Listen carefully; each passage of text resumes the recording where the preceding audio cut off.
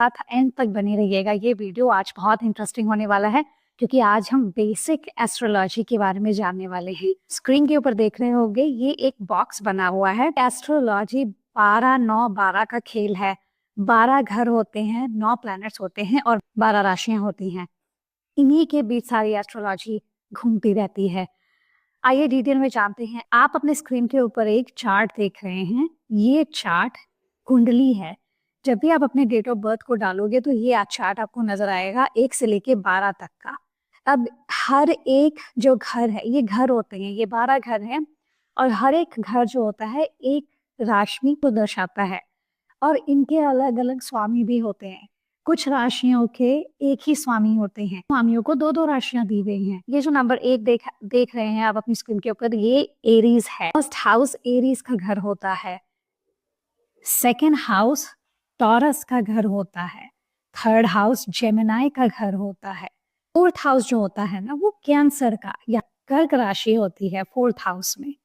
Fifth राशि जो होती है वो लियो होती है। सिक्स्थ राशि जो होती है वो वर्गो होती है। Seventh Libra, 8 Scorpio, 9 Sagittarius, 10 Capricorn, 11 Aquarius और 12 जो होता है वो पाइसेस होता है।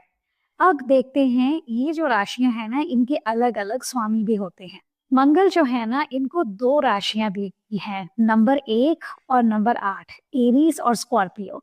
उसी प्रकार से वीनस को भी 2 राशियां दी गई हैं, नंबर 2 टॉरस और नंबर 7 लिब्रा। मर्क्यूरी को भी नंबर 3 जेमिनाई और नंबर 6 वर्गो, यानी कि जेमिनाई और वर्गो के जो स्वामी हैं वो मर्क्यूरी हैं। चंद्रमा को एक ही राशि दी गई है, वो है कर्क। इसी प्रकार से सूर्य को भी एक ही राशि दी गई है, वो है लियो।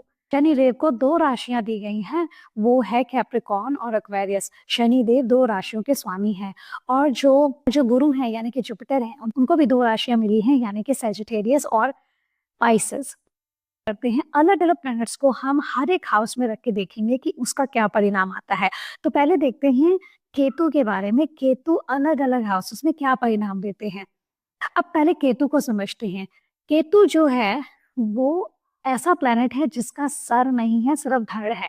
इसी वजह से केतु को कहा गया है कि ये इसकी आंखें नहीं है ना, ये देख नहीं सकता है, लेकिन ये अपनी अंदरूनी आंखों से वो देख लेता है जो अपनी खुली आंखों से भी नहीं देख सकते हैं। इसकी इंट्यूशंस बहुत ही ज्यादा स्ट्रांग होती हैं। अब समझते हैं कि केतु अगर आपके कुंडली के अलग अलग हाउसेस में बैठा है तो क्या परिणाम देगा। अब समझते हैं कि ये घर किस किस चीज के कारक हैं। अब देखिए, जो फर्स्ट हाउस है ना, वो आपका खुद का घर होता है, यानी कि आप खुद, आप कैसे हो, आपके विचार कैसे हैं, आपकी पर्सनैलिटी कैसी है, आपकी स्ट्रेंथ, आपकी वीकनेसेस, वो सब ये फर्स्ट हाउस आपको दर्शाता है। सेकंड हाउस जो होता है ना, उसको धन भाव बोलते हैं हम। सेकंड हाउस आपका मनी हाउस भी होता है। सेकंड हाउस आपका वाणी का घर भी होता है। सेकंड हाउस से बहुत सारी चीजें देखते हैं, आप अपना चाइल्डहुड देख सकते हैं सेकंड हाउस से। सेकंड हाउस से आपके घर, आपके पास कितना कैश फ्लो आ रहा है, आपका वेल्थ भी आप सेकंड हाउस से देख सकते हो। थर्ड हाउस को देखते हैं। जो थर्ड हाउस है कुंडली का, वो पराक्रम का घर होता है, यानी कि आपके परिश्रम का घर होता है। थर्ड हाउस आपके यंगर सिबलिंग्स का घर भी होता है। थर्ड हाउस आपके शॉर्ट ट्रेवल्स भी होते हैं। अब फोर्थ हाउस जो है ना, वो आपका घर है, आपका परिवार है, आपका लग्जरी भी वहां से देखा जाता है। व्हीकल यानी कि गाड़ियां भी फोर्थ हाउस से देखी जाती हैं। आप घर बना पाते हो, नहीं बना पाते हो, कितने घर बनाते हो, वो भी फोर्थ हाउस से देखा जाता है। फोर्थ हाउस माँ भी होती है आपकी।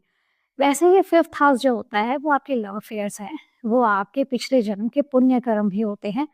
फिफ्थ हाउस आपका बच्चों का घर भी होता है, आपकी एजुकेशन का घर होता है। फिफ्थ हाउस से आप अपने पिछले जन्म के अच्छे बुरे कर्मों का जो परिणाम होता है वो भी देख सकते हो।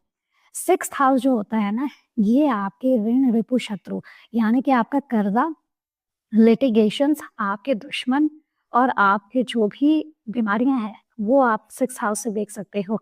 सिक्स्थ हाउस से आप कॉम्पिटिटिव एग्जाम्स क्लियर कर पाओगे कि नहीं वो भी देख सकते हो। और सिक्स्थ हाउस से आप अपनी नौकरी भी देखते हो, आपकी नौकरी के अच्छे योग हैं या आपके बिजनेस के अच्छे योग हैं, ये देखना होगा। सिक्स्थ हाउस और सेवंथ हाउस बहुत जरूरी होता है।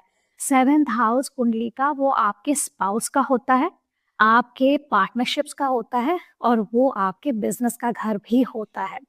एट्थ हाउस जो होता है कुंडली का, ये एक मिस्टिक घर होता है, ये एक हिडन रहस्यमय घर जिसको बोलते हैं ना, वो होता है। आप इनहेरिटेड प्रॉपर्टीज, लॉटरी जीतोगे कि नहीं, सडन लॉसेस सडन गेन्स हो रहे हैं, ये सारी चीजें आप 8th हाउस से देखते हो। आपके इन लॉज भी आप 8th हाउस से देखते हो। 9th हाउस जो होता है ना, ये बहुत ही प्यारा हाउस होता है।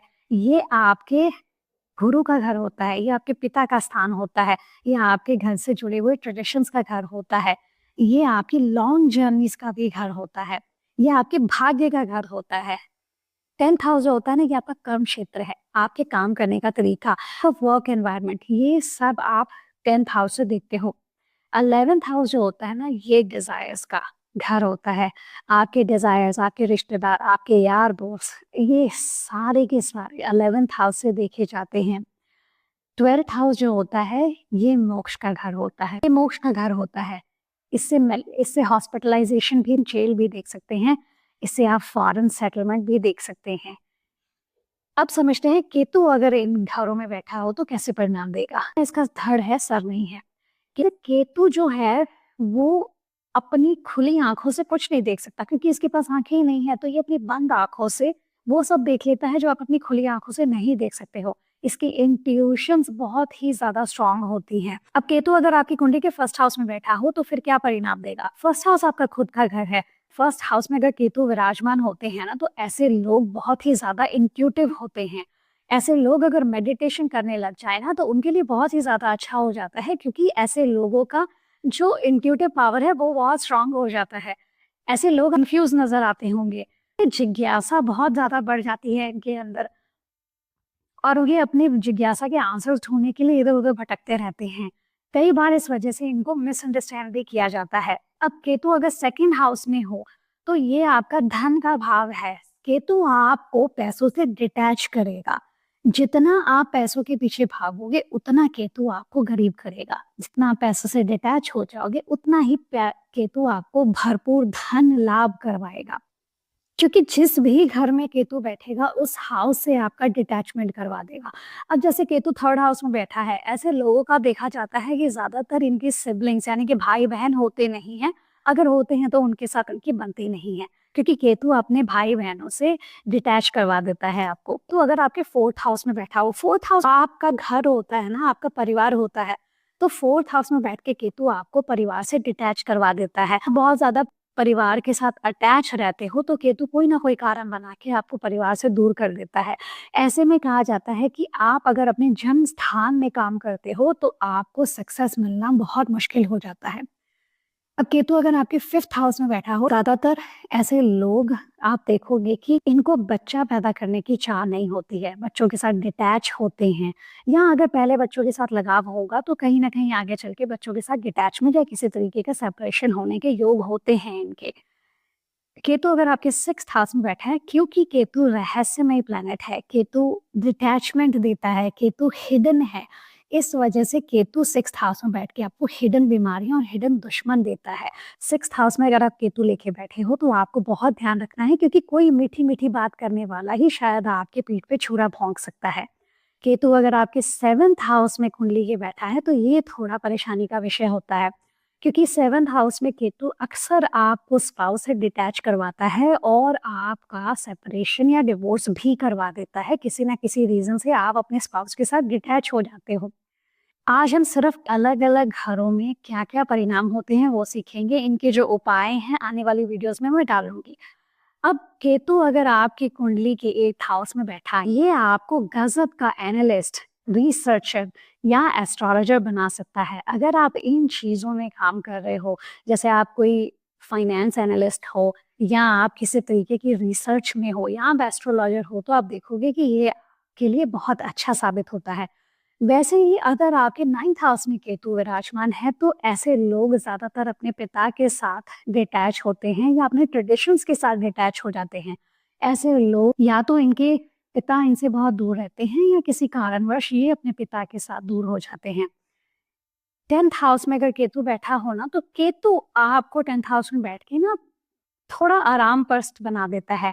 जैसे कि अगर आपको माइक्रो मैनेज करने वाले बॉस मिल जाएं तो आप उस माहौल में काम नहीं कर पाओगे। आपको बिल्कुल भी परेशानी, मन मौजी जैसे इंसान होते हैं ना, उस तरीके का आपका काम करने का रवैया होगा। अब केतु अगर आपके 11th हाउस में बैठ गया है, 11th हाउस आपके रिश्तेदार का, आपके दोस्तों का और आपके डिजायर्स का घर है। ऐसे लोगों के डिजायर्स बहुत कम होंगे, और अगर बहुत सारे डिजायर्स है ना, तो केतु आपके डिजायर्स फुलफिल नहीं होने देगा, क्योंकि अगर आप बहुत सारे डिजायर्स लेके डिजायर्स के पीछे पीछे भाग रहे हो, तो केतु आपको उन चीजों से डिटैच करवाएगा और दूर करेगा, सेटिस्फेक्शन नहीं रहने देगा उन चीजों में। केतु अगर 12th हाउस में है ना, तो वो माना जाता है कि ये आपके जीवन का आखिरी जन्म है। केतु आपको मोक्ष दिलाने आया है। 12th हाउस में अगर केतु है, तो बहुत ही ज़्यादा ऐसे लोगों को मेडिटेशन करते रहना चाहिए। ये इनके लिए बहुत ही अच्छा साबित होता है। अगली वीडियो में और प्लैनेट्स को अलग-अलग घरों में रख के समझेंगे, ताकि आप कुंडली को से जान सको। आज की वीडियो आपको कैसी लगी है, कमेंट सेक्शन में मुझे ज़रूर बताइएगा। ऐसी और वीडियोज़ के लिए लाइक और सब्सक्राइब करना ना भूलिएगा। जय श्री राम।